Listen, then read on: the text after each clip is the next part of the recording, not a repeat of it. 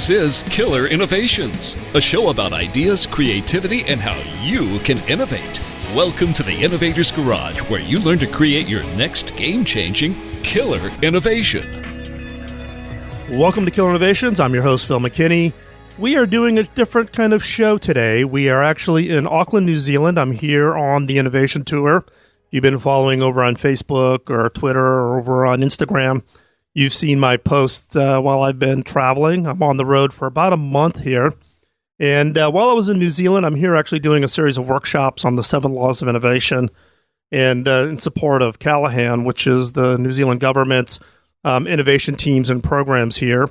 I'm also taking some time, thought I would capture a quick show here and share that with you to give you kind of a feel for what's going on here in New Zealand, both with the startup community, the tech world, and just what's going down. We tend not to think too much on the international scale from the standpoint of everybody's focused on their own innovation projects and ideas, but it's always good to kind of get our heads up, listen to what's going on in other parts of the world and see what's going on. So today I've got Kerri McMaster here with me from Performance Labs. Hey, Kerri, thanks for joining me today. I appreciate that. Thank you, Phil. Welcome to New Zealand. I hope you're liking it. I'm loving it. It's we got in just the other night from Tokyo, so it was a good trip, and we're here for 4 days in total before we head off on to Australia. You know, that little offshore island here from New Zealand. That's right. As I hear New Zealanders refer to Australia, you're going to that little offshore island. That's right. You've started in the best place first, Phil. That's exactly what the Callahan people said this morning when I was talking with them. Best us first, then you absolutely. Start with the best. So, and actually, I've had just in today, I did a little tour of kind of this innovation community that's built up around here, around the area here that we're sitting. But before we get started on that, give me a little bit of background both on yourself and maybe a little bit of New Zealand. All right. So my background actually is not in the world of technology, but here I find myself enjoying the challenges that the technology world brings. So my background is Performance Lab is a 25-year-old company, and we have provided health management services to Australia and New Zealand for many years, and we've had a sports physiology lab. So the reason for that business was because we were fascinated to understand what we could do if we had enough data on people's physical capabilities. What would we be able to do in an automated world? So we looked at data from thousands and thousands of athletes and people who were trying to manage lifestyle controllable disease by exercise intervention. We've been looking at that data for 25 years and now have turned that into a very, very automated process. So back up. So what was it that triggered the founding of Performance Lab? What was kind of the thing that was kind of the tipping point where all of a sudden then Performance Lab became into existence? Yeah, so it's actually a very interesting question. So my business partner and I were both in London at the time and happened to be looking at a Polar heart rate monitor. And although we had both used heart rate monitors before and were quite, sort of impressed by their capability, we were somewhat perplexed by the fact that it simply gave heart rate information and failed to actually tell you what should you do next. Like, how can that help me? I want to run a half marathon or whatever. But what do the numbers actually mean? What are they going? So my business partner is a sports physiologist. And so we kind of went, wouldn't it be cool if, and so that was 25 years ago, wouldn't it be cool if this thing could be smarter than it is? And so we started on a mission to figure out how we might be able to do that. But I'm assuming, though, that you went out and looked to see if anybody else was trying to do anything similar. Did you find anybody out there doing anything? Yeah, so actually we did lots of reconnaissance, and our first reconnaissance to market, I mean, people truly were looking at us like we were completely crazy. Well, that's the old saying of innovation, right? If you're not out there with an idea and someone doesn't look at you cross-eyed like, are you nuts? Then it's probably not an idea worth doing. So you got your first validation point when someone says, are you crazy? Exactly. We got lots of that. Are you completely mad? So we set about, we had to make money in the meantime, right? And we knew that technology actually wasn't really ready for what we were talking about. So we had to make money in the meantime. And so the idea was that we would build these consulting businesses that would help us collect data and have a look at the data and see what kind of interventions made differences and what kind of differences they did make and what could we validate and what couldn't we validate. And so we set about doing that. And I have to say, what was remarkable about that process is that we soon learned that the whole world actually wanted that. We were so busy. Demand was insane. So people would come in and we would help them through their process of, I want to achieve this or I want to do that. And they would achieve their goals. And of course, that's self-perpetuating. That feels fantastic. So they come back and do it again and they want to do more. And so we learned an awful lot about the data, but we also learned an awful lot about behaviors and people's responses and to, be able to categorize what kind of person responds in what kind of way and what kind of physiology responds in what kind of way. So it was fun and it was interesting, fascinating, and still the whole world thinking we were mad. So you started off then the whole process of really trying to almost reverse engineer then, what motivates people and how their bodies respond to the data piece. So what was that transition from kind of, I don't know what you want to call it, internalizing it to actually then trying to automate it? What was that path like? Okay, well, that transition is probably the most traumatic period of my life, just have to say. So I don't, as I said at the beginning, I do not have a technology background. And so it was actually very fortunate that I did not, because if I had, I would have said, no, this really is crazy and you should stop now. So being naive was actually a help in this case. Absolutely. Absolutely. No question about it. I'm very grateful for my naivety at the time, really. So the transition was actually quite elongated. And so firstly, the reason was that, as I say, technology really just wasn't ready for it. The platforms weren't there. There wasn't, we took this to Oracle actually, and they were just like, are you crazy? Again. And what was the time frame on those? What year was this? So the first real attempt would have been 15 years ago. Yeah. Okay, so timing is everything, right? Yeah, absolutely. Now today, so you were into big data before big data was cool. Yeah, exactly. That's exactly right. That is exactly it in a nutshell, really. And so they were genuinely interested and excited about it, but how much this was going to cost was really quite debilitating, and how long did they think this was going to take, and how many research people, and so on and so on. And so we put our toes in many times to just test what kind of ready state the market was in. And actually it was the arrival of Nike's the Apple Nano and the Nike Plus FootPod that finally we went, aha, it's nearly ready. We're ready to go. So we built a prototype after that arrived at market. That was really our green light. And interestingly enough, that was still really premature.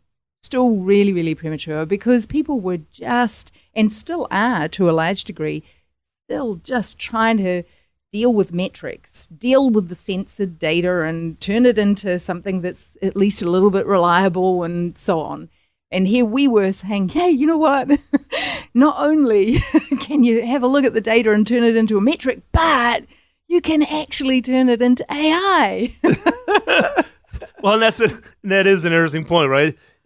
Because look, I mean, more and more people are wearing, the wearables, but they don't understand what the data means. So we're going to take a quick commercial break. When we come back, we're going to pick up our conversation with Kerri and kind of this transition from the early prototype to what Performance Lab is now doing, and how to really take on that big data problem and how to translate that not just into data, but knowledge and information that people can take action against. So don't go anywhere. We're going to be right back. We got to take this quick commercial break. This is Killer Innovations. We're recording the show live from Auckland, New Zealand, and we'll be right back.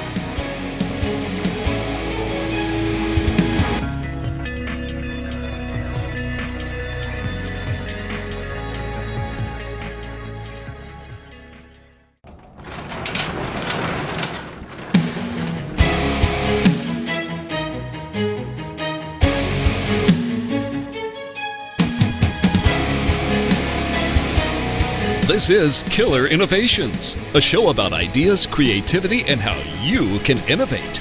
Welcome to the Innovator's Garage, where you learn to create your next game-changing killer innovation. Welcome back to Killer Innovations. I'm your host, Phil McKinney. We are here today talking with Kerri McMaster of Performance Labs.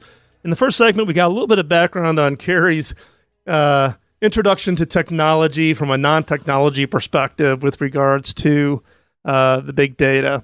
So where we left off is that you were kind of in the early stages of the prototypes, but you were still kind of at that bleeding edge of trying to do things that nobody else had tried before. Yeah. So talk us through that. What was that transition? What was that kind of that scary experience like when you're out there trying to be on that bleeding edge? So it's interesting, actually. So the business is actually B2B. So we provide these AI engines to existing platforms. And so we figured we didn't want to just make a leap of faith. And so we were very keen on focusing on North American market. And we decided we would, if we had a wish list, if we went to our top 10 partners, who would they be and what would they think? And we figured we should go probably ask them that question right at the outset, see if they were even vaguely interested in this as an idea or whether we were still, in fact, completely crazy. So we built our prototype and went off to the US, made our appointments with our top 10, and 9 out of 10 said, wow, this would be super cool. What we didn't realize is that the market actually still wasn't ready for us because everyone really, and still are to some degree, battling with the idea that yes, there is a proliferation of sensors, but turning the sensor data into actually accurate metrics, making it believable and reliable enough for people to really make use of was a whole bigger than, Ben-Hur was and so everyone was very excited about what we were talking about, but very focused on solving these very, very real problems, which was, mostly about sensor data. How do you make it reliable? How do you actually turn it up into something that a consumer can consume? So whilst we were excited with our 9 out of 10 saying, wow, this is cool, we really want it, we then ran squarely into the barrier of what kind of ready state were they in? Were they ready to engage right now, or were they ready to engage 10 years from now?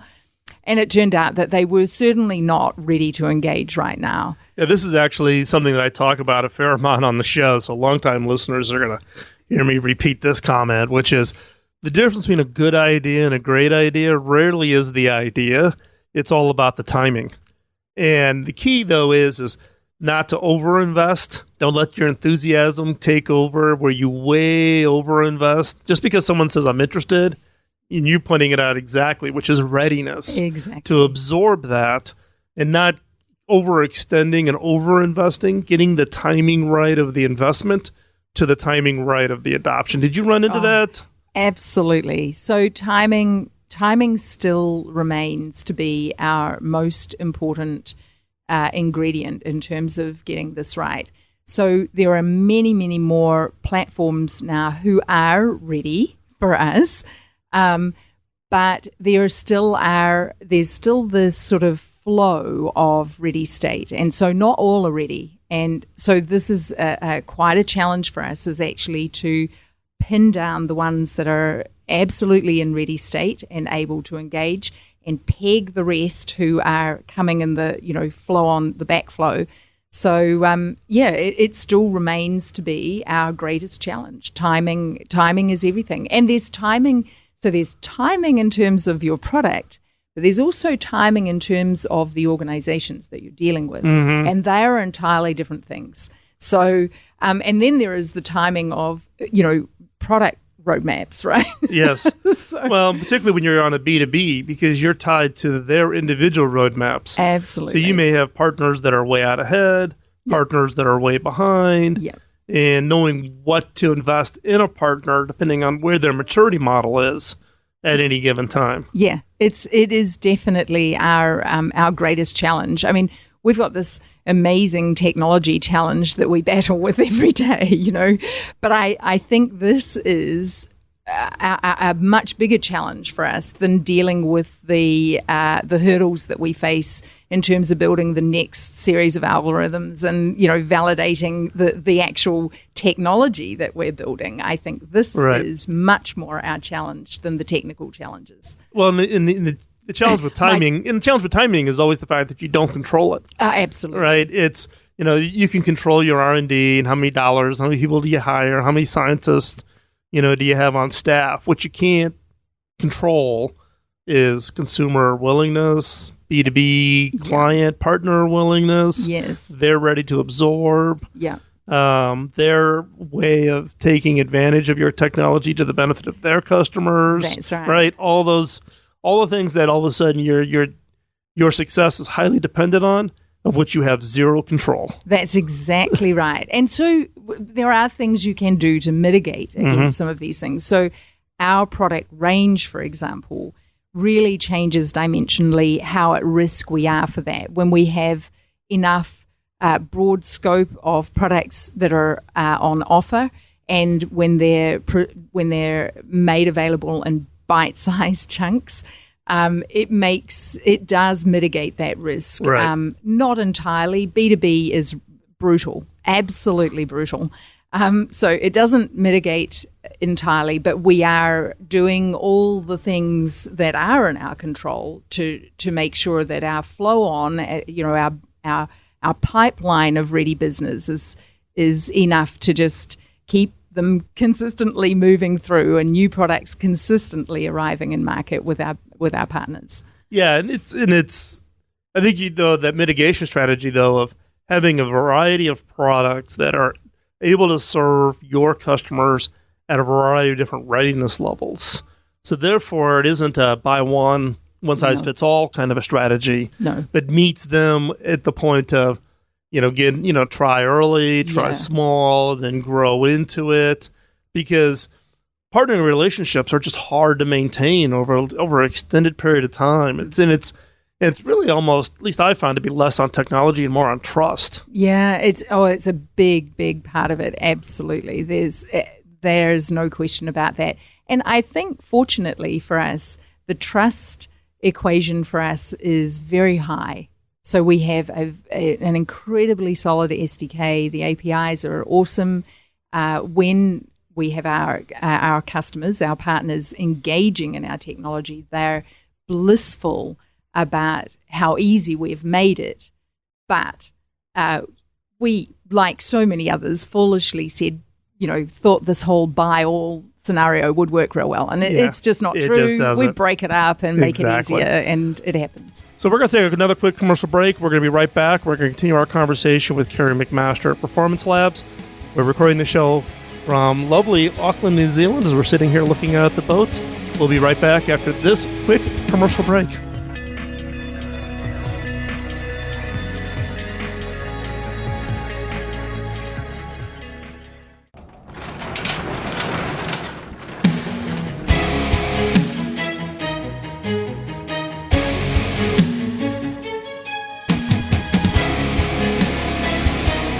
This is Killer Innovations, a show about ideas, creativity, and how you can innovate.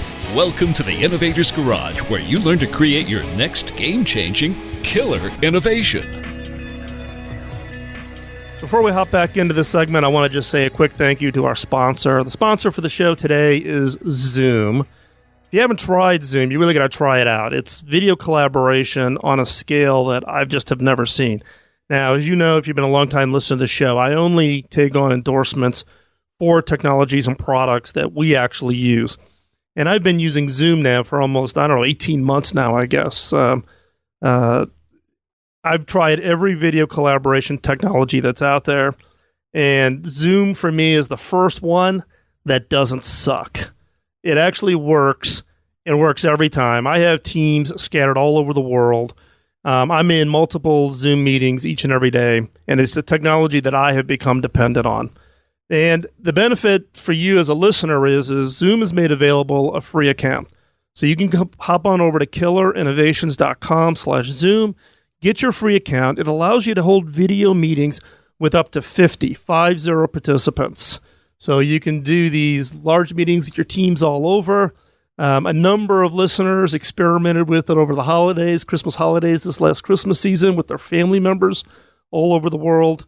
Try it out. You won't regret it. Get the free account. Hop on over to killerinnovations.com/Zoom. And if you try it out, let me know your thoughts. Love to hear your feedback. Like I said, I use it each and every day. So back to the conversation. We have Kerri McMaster here at Performance Labs. We were talking about, the whole experience of starting off with an early idea, going through the learning process, kind of internalizing the whole concept of big data before big data was cool, to then implementing it in a B2B world today. So where is Performance Labs today? Give us a little kind of, what does Performance Lab look like today? So Performance Lab today, we have a number of customers and building, and by the end of 2017, we should have 750,000 users. So we're still young, but growing. And so the kind of the customers that we have, Oakley Radar Pace is a new, nodding of the head there. We know what that is. I know who they are. Yeah. So Radar, obviously, the earpiece with the coaching, that's our technology sitting inside their glasses. It's just a wonderful, wonderful example of technology moving forward and helping people imagine what the future might actually be. So Radar Pace is a really nice product for people to know about in market.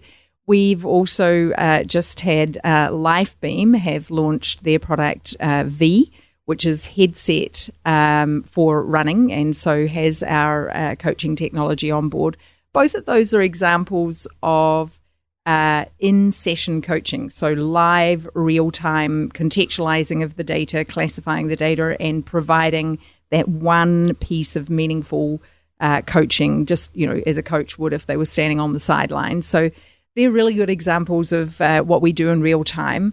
Mio Global have launched a product that gives a really good example of designing training for people. So designing exercise. So we provide an application for them where a user can answer a handful of questions and the exercise is designed for them, and then it's tracked and modified over time. So if they manage to complete workouts, that's good, it's in the bank. If they don't, modifications are made to help them stay on track. So that's an example where it's not entirely in real time. The data that we're collecting is obviously in real time.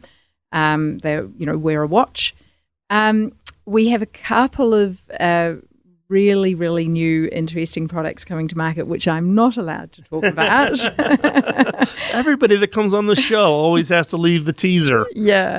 But I think it's fair to say, so we are doing, as I mentioned earlier, we are also doing an integration with Amazon Alexa. Mm-hmm. And so let me just help you or help the listeners imagine what this future might look like. It's not so futuristic for us, but it is probably a little bit futuristic for consumers. So now you have a device that you're wearing, whether it be on your wrist or your head, being Oakley Radar Pace, for example, and you have Alexa at home. And so all of that technology is synchronized. As you walk in the door, Alexa might say to you, oh, would you like me to show you a workout summary? So it knows that the workout is complete. Our workout summary will help you see what you did well, what you didn't do so well, and what might need to be changed.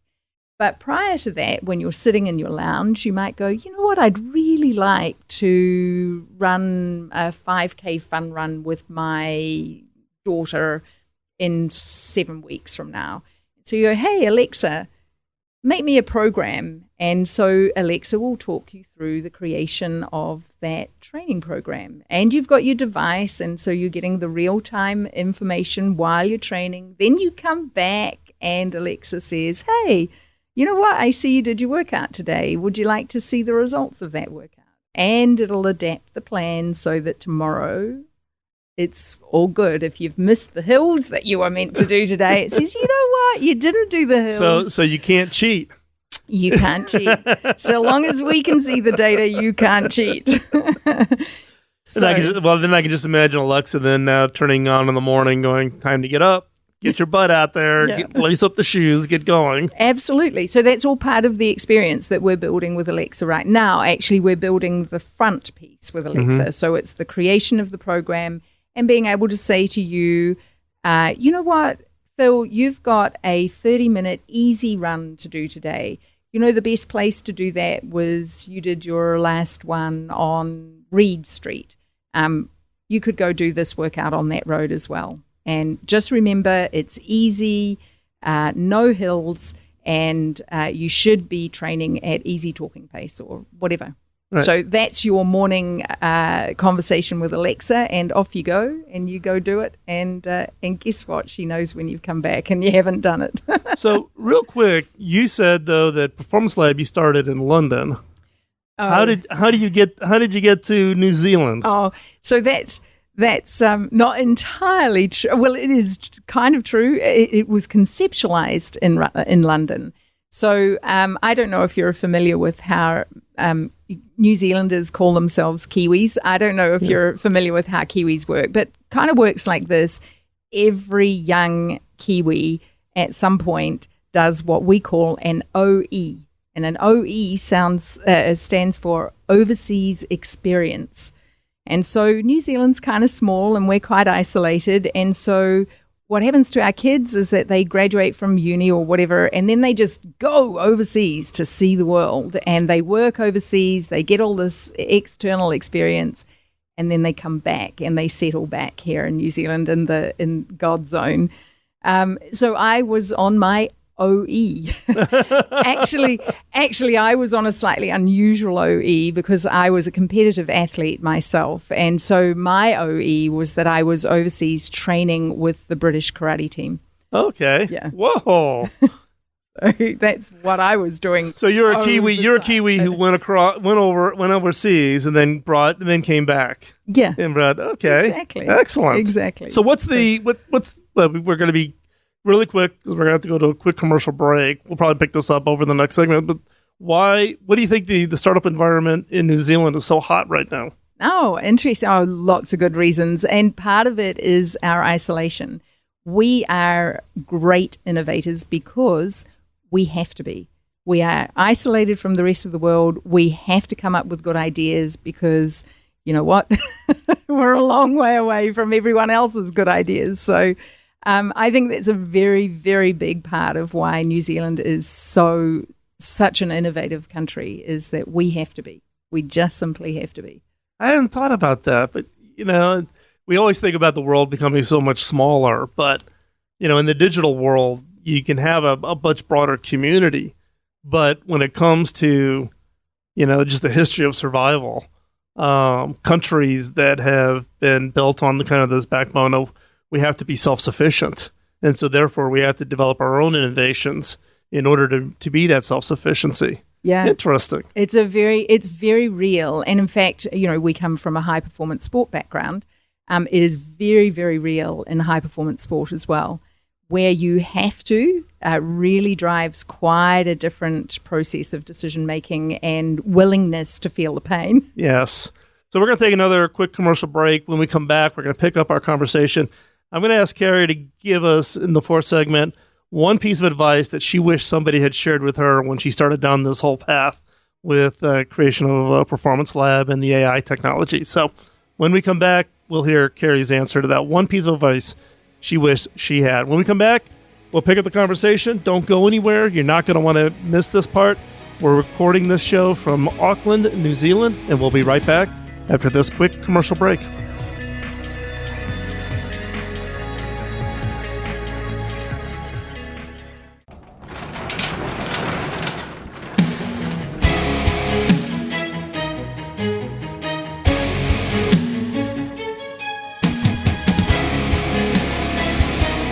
This is Killer Innovations, a show about ideas, creativity, and how you can innovate. Welcome to the Innovator's Garage, where you learn to create your next game-changing killer innovation.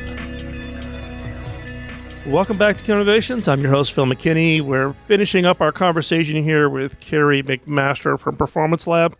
So, Kerri, as we were going into the commercial break, I asked you to think about what would be that one piece of advice that you wish someone had given you 25 years ago when you were first starting Performance Lab. So what is that?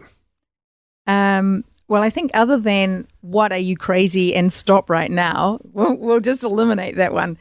I think actually, interestingly, the one piece of advice is something that we've already talked about this morning. And this is this idea that you don't want to overinvest too early because timing is everything. I think we were aware of it because we'd put our toes in the water a number of times to get a gauge of how ready state we believed the market to be. But I don't think you really know that until you're in it. So you can certainly get a view of the market and its ready state. But as we've talked about, there are layers of ready state within that. And I think if someone have more eloquently described me, as you have just done this morning, in fact, Phil, if someone had more eloquently described each of those layers and the dependencies within those layers, I think that would have simply been the greatest bit of information I could have had early on in the piece. I think the other thing which probably runs with the territory of being a female in the world of technology and leading a business to something that, simply doesn't exist. It's sort of pioneering. And I think eradicating the self-doubt is a big part of every day. Just getting up every day and going, yeah, but nobody else knows how to do this either. It's okay. I think that is another really, if I could say that to myself, my 25-year-old self, don't worry about it. No one else knows either. You're going to be fine. Well, that's an interesting point. By the time people listen to this show, I would have already had released a show on what's called the imposter syndrome, which is actually the number one thing that holds back a lot of innovators. They're working on an idea and they go, well, what's so special about me? Why should I be the one to come up with this idea? Obviously, somebody else who's smarter than me, right? Or they start getting a little bit of success and they're like, oh my gosh, someone's going to realize I'm a fake. I'm going to get revealed, someplace right? The imposter syndrome is one of the biggest challenges, and in particularly, it runs rampant in the innovation and creativity space because we tend to think of other people as being creative, not as ourselves as being highly creative. And I think, for you, the listener, you're just hearing this reinforcement of, go back and listen to the previous show on the imposter syndrome, because this is one that in my coaching sessions with people who start to have a little bit of success and then they start doing some self-destructive behavior because they're doubting themselves. They start becoming less risk-takey. They become more conservative. They run the risk of losing it all. Yeah. And it really what's rattling around their head is this imposter syndrome. Absolutely. It's a very real thing. And you do hear people talk about it. But I think even just being able to identify that some of the self-talk you have yourself is imposter syndrome, there's even to the degree where you go, oh yeah, but mine's so like on another spectrum. It's not imposter syndrome, it's so much worse, but it is all of those things are well, fear syndrome. Right, and I always, in my coaching sessions with people, it's reminding people what the word fear stands for, which is false evidence that appears real. Yeah. Right. And we have this, we have this ability to say, well, what's the worst thing that could happen? Well, I could lose my job, and then I might not be able to get a second job. I might not be able to make the house payments, and now my spouse and kids were on the street. Like, how do you get from that to now you're on the street? Living on the street. Yeah. It's like we tend as humans to run to the worst possible scenarios, and we use that as as justification for. Being more conservative, take less action, self-doubt, those kinds of things. Yeah. Do you know what? I have an interesting analogy that runs with this, which is kind of embarrassing, really, because you'd think I would learn, you think I would be bright enough to learn these things. But when I was a competitive athlete, my pivoting moment of moving from being a competitive athlete to literally being the best in the world was a moment I had for myself where I kind of looked around. I was at a tournament and I looked around and I went, actually, you know what? These people are just people too. So, for all the training that I'd done, for all the preparation that I'd had, that I'd, got deeply, deeply prepared. And I had this moment where I finally made those people who had previously been just immortalized in my head. They were just people just like me. And it literally changed from being competitive to being the best in the world. And yet I still battle with it. And everybody suffers with it. I suffer with it. Everybody I run into suffers with it. It's not new. Kerri, I just want to thank you. Thank you for taking the time out of your day to come down and spend some time with me here in lovely Auckland, New Zealand. Oh, thank you so much. It's been delightful. Great. Just want to remind the listeners, you can pick up the show notes over at killerinnovations.com. Also, follow us over on Facebook, Twitter, Instagram. If you're listening to this, obviously live afterwards on the radio show, I would have just already wrapped up the Innovation Tour. I'm in Japan. I'm in New Zealand. I'm going next to Australia. Then I'll actually be back in the States traveling, going out and visiting with innovators and entrepreneurs around the world to see what's going on in different parts and reporting that back. So check those out. You can go back over our Instagram, probably the best place to see the pictures and see the postings that I'm putting up there. But in the meantime, we've got some great new guests coming up on the show and some new announcements coming from the Innovators Network. So you're going to want to check those out. You can hop over to killinnovations.com or go over to the Innovators Network, which is theinnovators.network, and check those out. We've got other shows coming on. Kim McNicholas's show on innovation is launched and available. You can listen to that live on KDOW, but you can also listen to that as a podcast over on the network. So check those out. Love to hear from you. Drop me an email, phil@killinnovations.com. With that, we're going to sign off from lovely New Zealand, and we'll be back live in the studio soon. Talk to you then. Bye-bye.